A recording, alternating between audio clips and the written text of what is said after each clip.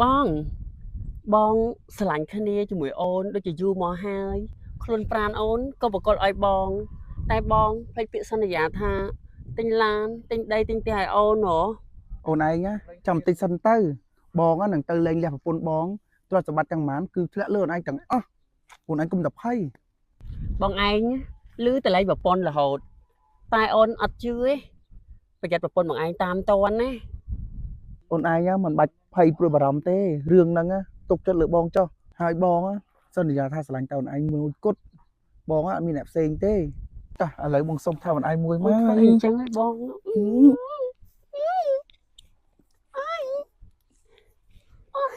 អញថាអញមែនអាប៉ែហ្នឹងបាត់ប្រពន្ធគាត់មិនមែនចម្លើណាអញទៅប្រពន្ធគាត់សិននៅរឿងធំនេះអញចាំមើលខ្ញុំដូចពិបាកចិត្តដល់ហើយនេះឆ្ងល់ប្តីខ្ញុំដល់ហើយមិនដឹងជាគាត់ទៅណាមិនចូលផ្ទះសោះមកមិនថាច័ន្ទដល់សៅរ៍ដល់អាទិត្យឬថ្ងៃបុណ្យទានងាកទៅខេត្តងាកចុះខេត្តងាករវល់ចេះងាករវល់នឹងចុះ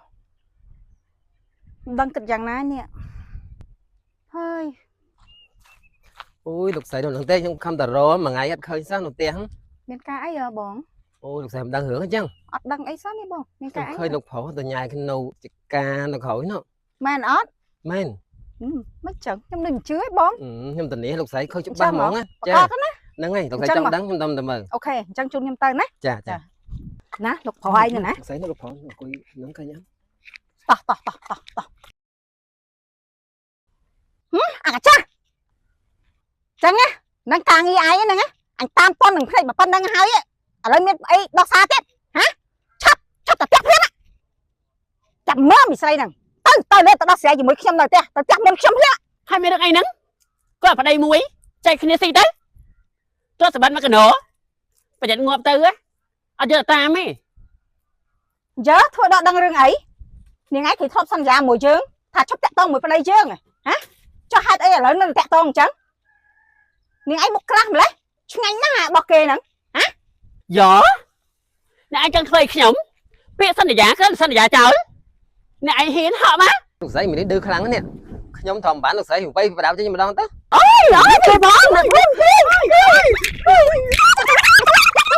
បងប្អូនអើយជួយខ្ញុំផងបងប្អូនដេញវាយខ្ញុំពីវិញ្ញាណអព្រួយវាយខ្ញុំបងប្អូនជួយផងបងប្អូនជួយផងអ្នកភូមិអ្នកស្រុកអើយជួយខ្ញុំផង អញប្រាប់ឯតាថាកុំឲ្យខ្លាំងជាមួយធីមប្រពន្ធដើមឲ្យទៅចាត់ថ្ងៃឃើញទេឲ្យរៀងថ្ងៃ